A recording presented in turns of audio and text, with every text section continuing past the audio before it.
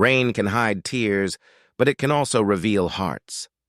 A young boy, shivering under a broken umbrella, never imagined his small act would change two lives. He didn't know the stranger beside him was fighting a battle of her own. One moment of kindness in the cold rain became the beginning of something beautiful, and the secret she carried would leave him, and everyone speechless. The sky was the color of wet cement, heavy and unkind. Rain tapped against rooftops and splashed into puddles on the broken sidewalks. 11-year-old Arav hurried down the street, his shoes soaked and his socks squishing with every step. His umbrella wasn't really an umbrella anymore. It was his late father's old one, missing a rib and bending awkwardly when the wind pushed too hard. Still, he held it tightly, because it was all he had. Arav lived with his mother in a tiny one-room house at the edge of the town. His father had passed away 2 years ago in an accident at a factory where he worked extra hours to provide for them. Since then, Arav's mother stitched clothes at home to make ends meet.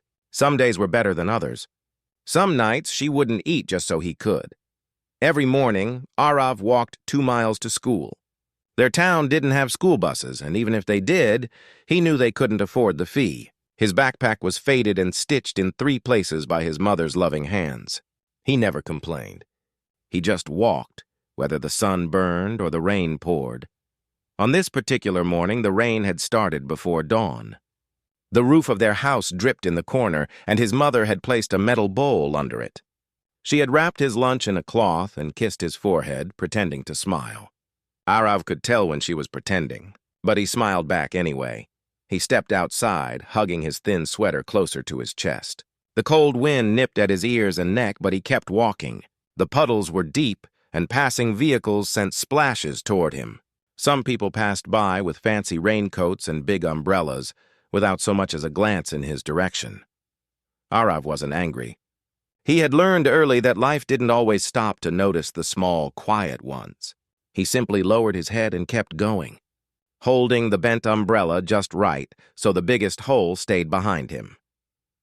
As he reached the main road near the bus stop corner, where he always crossed to get to school, he paused.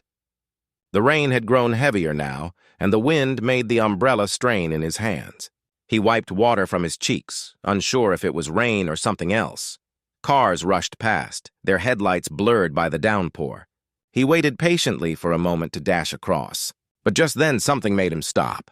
A figure stood near the corner, a woman, maybe in her 20s, drenched from head to toe. She had no umbrella, no raincoat, nothing. Her hair was plastered to her face, and she held a bag against her chest as though it were fragile. She looked lost, or tired, or both. Arav hesitated for a moment, then he stepped toward her.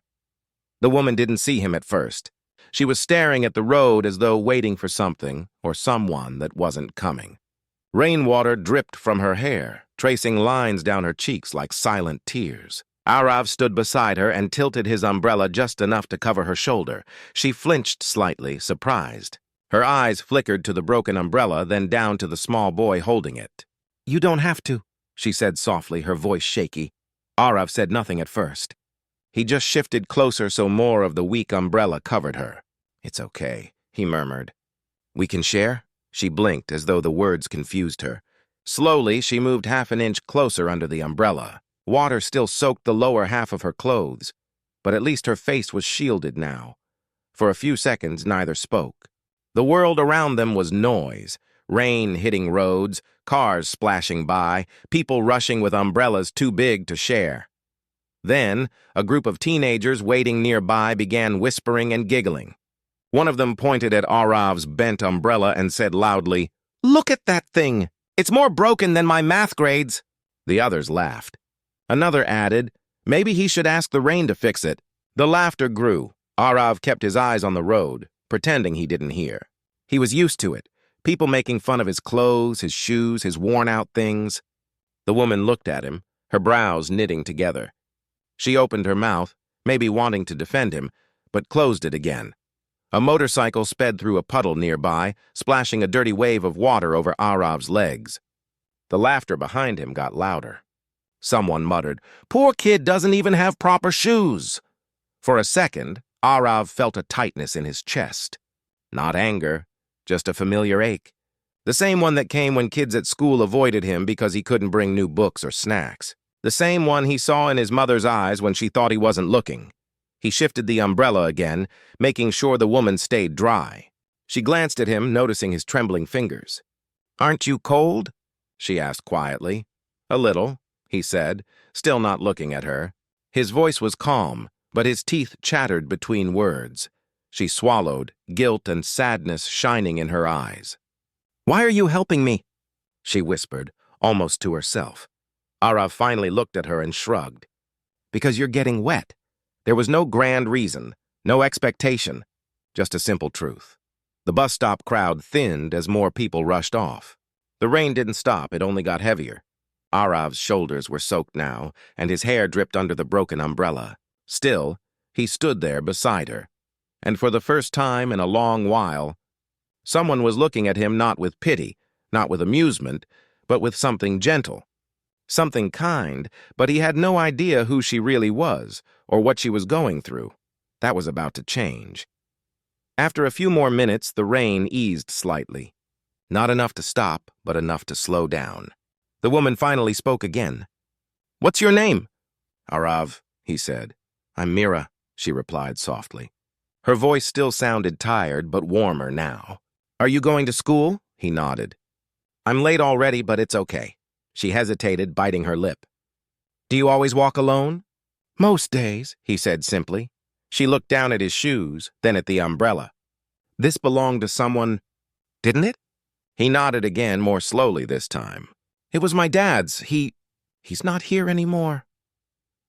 Something in Mira's expression shifted, like a door opening to a room filled with memories she'd tried to lock away. "I'm sorry," she whispered. Arav gave a small smile. "It still works, mostly." A moment later, a car pulled up slowly near the curb. A black sedan, old but clean. The driver, an older man in a cap, rolled down the window. "Ma'am?" he called with concern. "We've been looking for you." Mira stiffened slightly but didn't step forward. The driver got out and approached her with an umbrella of his own. "Your mother has been worried sick," he said gently. "She thought I just needed some air," Mira cut in softly. "I went walking and it started raining." The driver glanced at Arav, then back at her. "Shall I bring the car closer?" She nodded. But before moving, she knelt down slightly to Arav's eye level. "Can you wait here for a moment?" He nodded. She walked to the car, spoke quietly with the driver, and then returned with a large umbrella from the back seat. She handed it to Arav. It was new, strong, and big enough for 3 people. "I can't take this," Arav said instantly, stepping back. "Yes, you can," she insisted gently. "Please." He looked unsure. "But why?" Mira took a shaky breath. "Because someone once shared their umbrella with me when I had nothing. I never forgot it." She paused, her eyes softening. "And today when I felt lost, you reminded me of that kindness?" Arav blinked. "Are you okay now?" She smiled, tears mixing with raindrops on her cheeks. "I will be." She reached into her bag and pulled out a folded note. "Give this to your mother," she said, placing it carefully in his hand. "And tell her, thank you for raising someone like you." Before he could ask anything else, she stepped back toward the car. The driver opened the door for her and she got in slowly, looking back at him through the window. As the car drove away, Arav stood still, holding the umbrella and the note. When he reached home later that day, soaked and tired, he gave the note to his mother. She unfolded it with puzzled hands. Inside was a message and something else. The message read, "Your son reminded me to live today. This is not charity, it is gratitude." And tucked behind the note was an envelope, enough money to fix their roof, buy new shoes, and more. His mother began to cry. Arav didn't fully understand. He only knew one thing. Sharing his broken umbrella had fixed something far bigger. Kindness doesn't wait for perfect moments or perfect umbrellas. It begins in small steps, quiet gestures, and brave hearts. One act from a child reached a soul on the edge. You never know whose storm you're sheltering when you care, because sometimes saving someone else saves you too.